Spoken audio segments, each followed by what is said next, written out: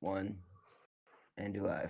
Good morning, Summa scholars. Welcome to this Daily Summa. Today is May 26th in the season of Eastertide. Good morning, Joe. Good morning. How are you, sir? Good. Good. How are Good is you? good. Good is good. Did you have a wonderful Sabbath rest? Yeah, I'd say so.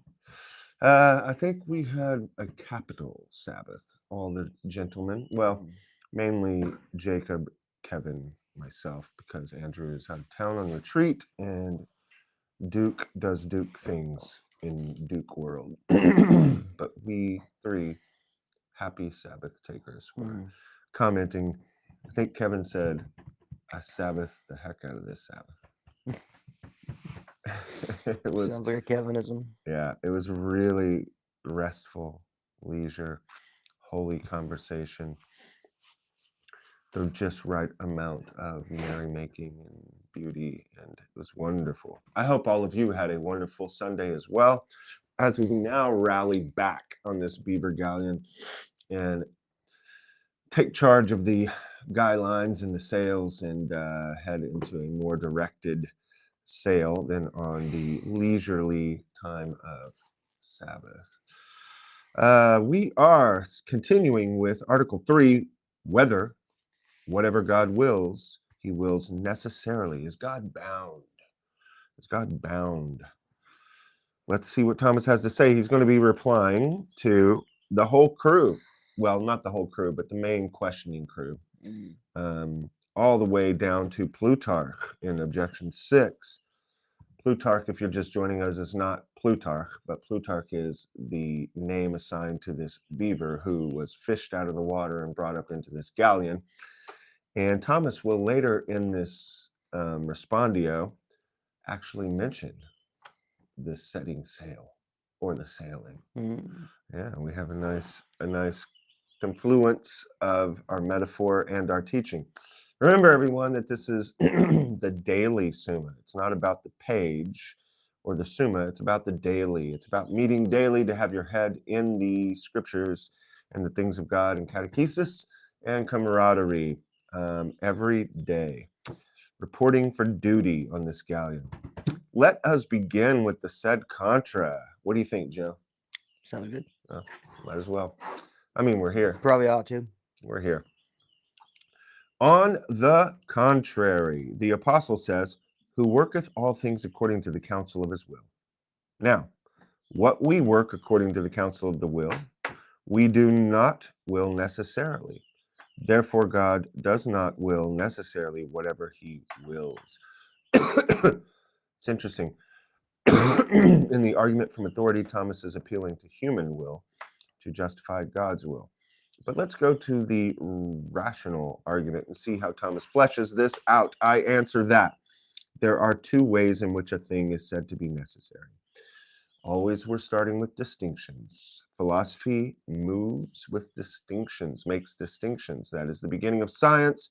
Science, philosophy, knowledge, skia, making separations to bring back together in a wholeness and to gain understanding. It is said necessary. There are two ways in which a thing is said to be necessary, namely, absolutely and by supposition. All right, let's find out what that means. Absolutely and by supposition. We judge a thing to be absolutely necessary from the relation of the terms, as when the predicate forms part of the definition of the subject. Now, Thomas is bringing us to English class again. But this has to do with a philosophy, language. Man is an animal that speaks. God put a word into the animal's mouth. We have the ability to speak, and the words are just semiotic relations that signify some other form or essence. So philosophy is, grammar does affect philosophy. All right, this is absolutely necessary, or philosophy affects grammar. Thus, it is absolutely necessary that man is an animal. Why? Because part of the definition of man is animal. Therefore, it's necessary. It is the same when the subject forms part of the notion of the predicate. Thus, it is absolutely necessary that a number must be odd or even. That's the nature of number. In this way, it is not necessary that Socrates sits. Why? Wherefore, it is not necessary absolutely, though it may be so by supposition. What do you mean, Thomas? Well, he's going to explain it. For, granted that he is sitting, he must sit necessarily. If the man is sitting, then he must necessarily sit. But if he's standing, someone could shoot him with an arrow and he falls over dead and he's laying down. He never sits again. So he doesn't necessarily have to be sitting, but if he is sitting, he is necessarily sitting, as long as he is sitting. Accordingly, as to things willed by God, we must observe that he wills something of absolute necessity. But this is not true of all that he wills. Well, what does he have to will necessarily and not necessarily? Let's hear from Thomas himself. For the divine will has a necessary relation to the divine goodness, since that is its proper object. The will is directed to the goodness. Still kind of speaking in human terms, because in him he is one.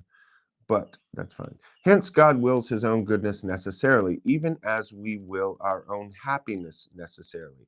As Dr. Rebard of the University of St. Thomas, Dr. Peter Kreef's student and my teacher, would say, all men seek happiness. There are no exceptions. Even those who seek their own destruction are so blinded by despair that death seems like happiness to them. All men seek happiness. There are no exceptions. Even as we will our own happiness necessarily, and as any other faculty has necessary relation to its proper and principal object. For instance, the sight to color, since it tends to it by its own nature.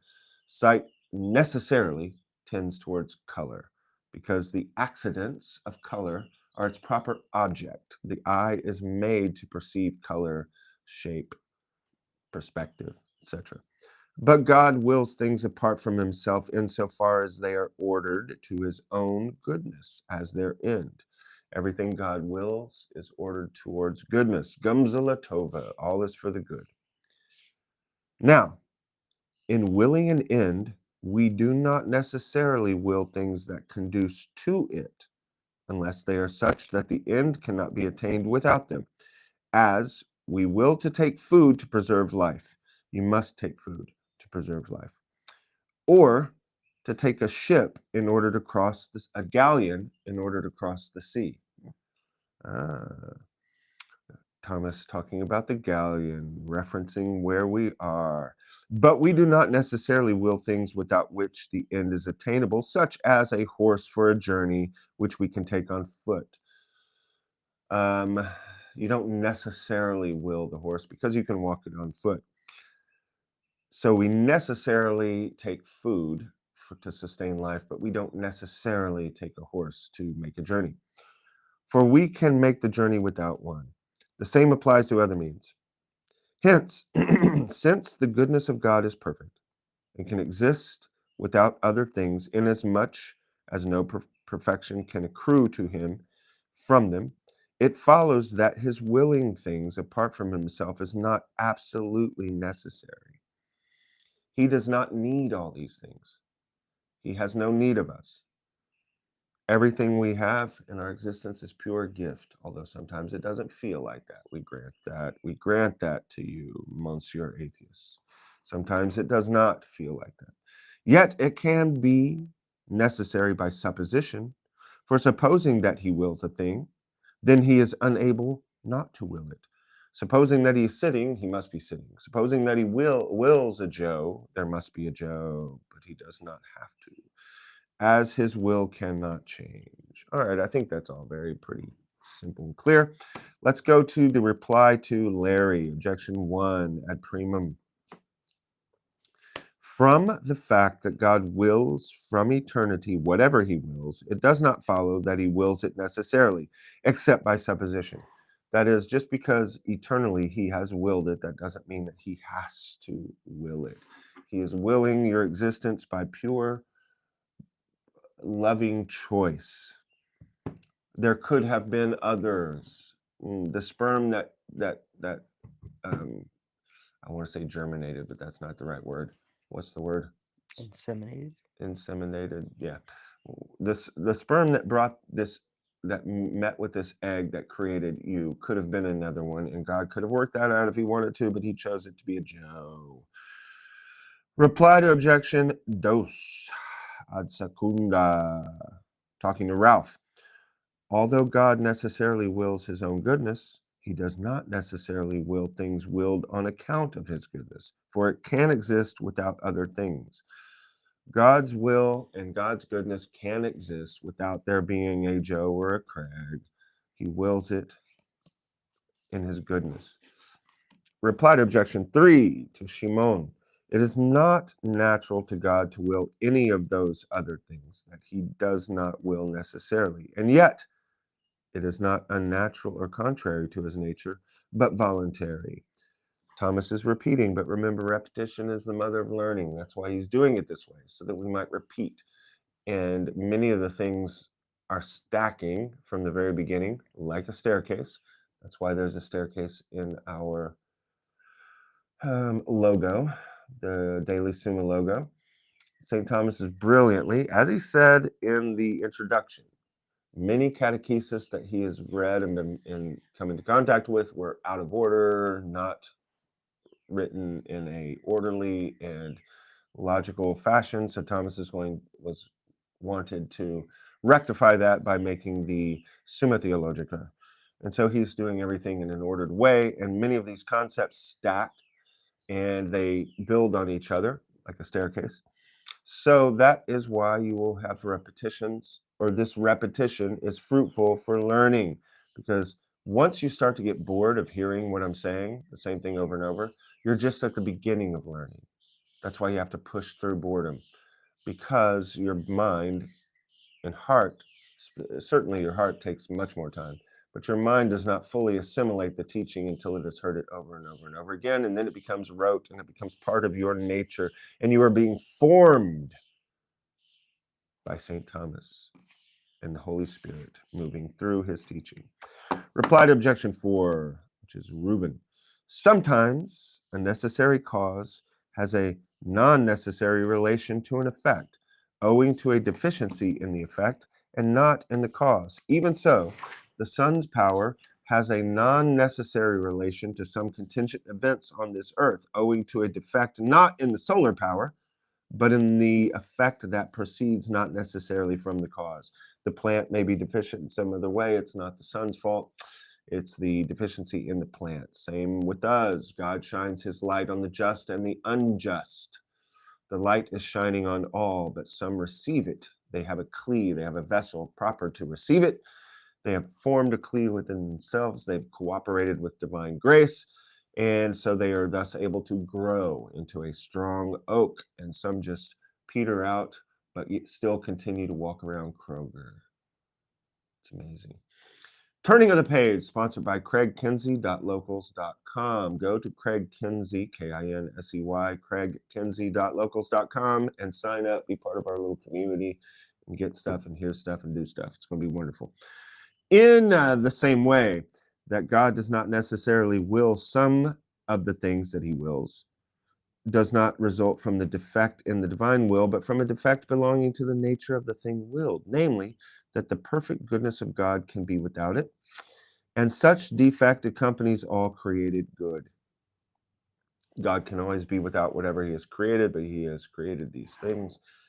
And there are things on this earth that are twisted and not growing properly, and that is because of the connection of earth, Malchus, with the human intellect and person. Remember, the whole human man is all created beings since Adam until the very last tier of the final human that is created, will be created, and cries out to God. From that to the end, and all those who are incorporated into Christ, properly speaking, is man at full stature, the Christ at full stature, and that has not happened yet. We are still in the creative process. Imagine if you see Michelangelo carving his statue David, and he's halfway through it. That's what's happening to us. And imagine if the statue was given sentience. The statue was able to feel. Then the statue would feel each one of those blows that Michelangelo makes upon it, and it might seem harsh to the statue. And it might seem confusing as the statue looks down at one perfectly formed hand, but over to the left, he just sees this big hulking blob of marble. He doesn't understand because he need this metaphorical statue that I'm thinking of needs to understand that he's not completed yet, and that the artificer has a goal in mind, a telos. And so also is happening with us. We are that statue. And God has given us the ability to feel each blow and be part of and make choices regarding how it will turn out. Wonderful grace and a wonderful blessing, especially when you're having a good Sabbath and sipping your bourbon and smoking your pipe. Not such a wonderful reality when you're feeling the blows crash down upon you. Reply to objection 5. We got Billy Bob. Billy Bob says, he's replying to Billy Bob. A naturally contingent cause must be determined to act by some external power.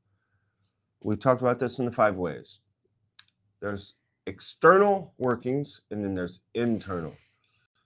There are things that we do that come from within us, and then there are things we do that happen to us that come from without.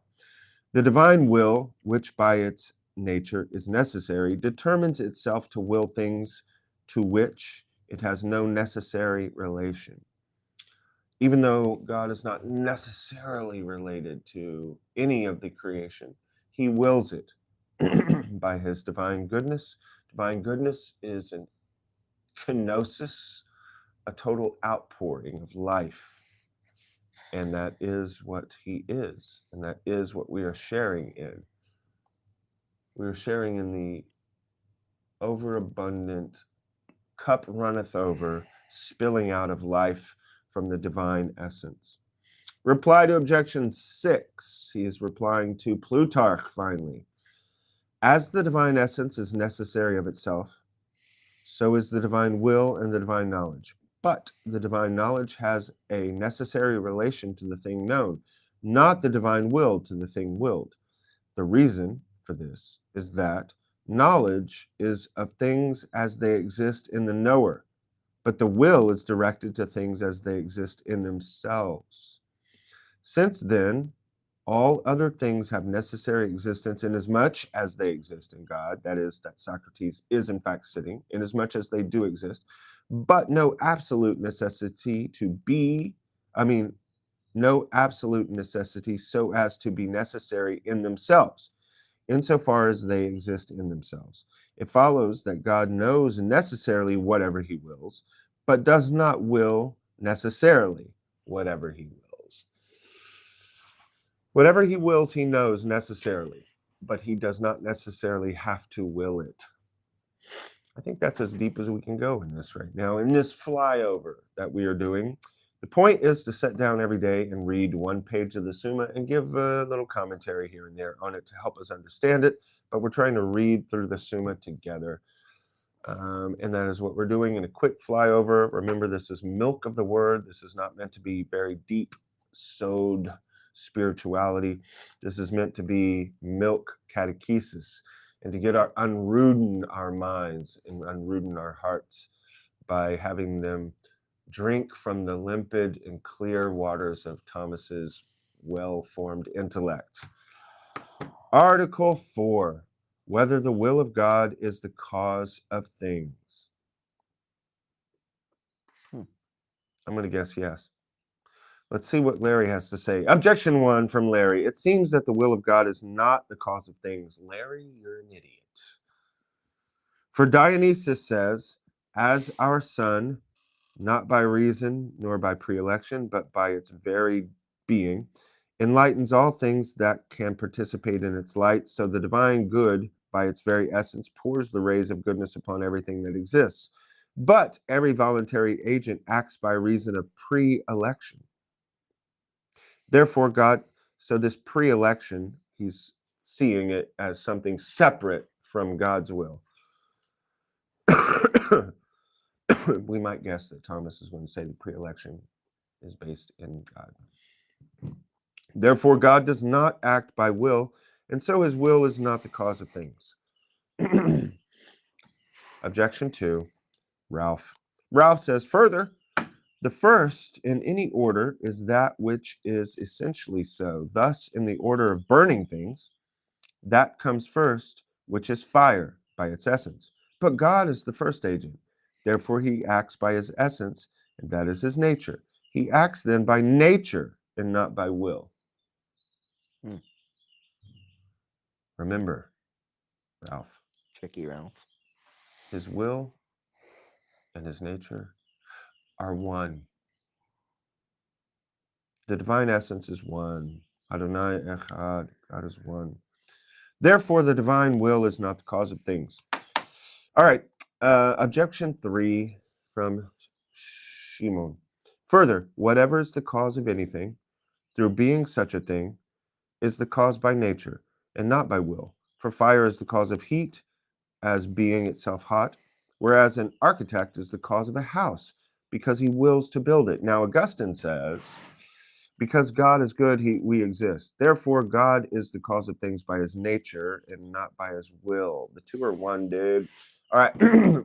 We have just finished our page for today. We will tomorrow see what Thomas's argument from authority and argument from philosophy or reason is, and then we will hear some objections before we go into Article 5, whether any cause can be assigned to the divine will. Ladies and gentlemen, all of this is just straw. Use it to meditate on the things of God, to ponder his workings in creation, to ponder his love for you, and that all of this is a voluntary gift. Use that to enkindle prayer, to become the meek and humble dove under the staircase, meditating on the things of God, as in the Song of Solomon. On Sundays, I always read at least one chapter of the Song of Solomon. Very important to realize what we are involved in here. We are involved in a love relationship between bride and bridegroom.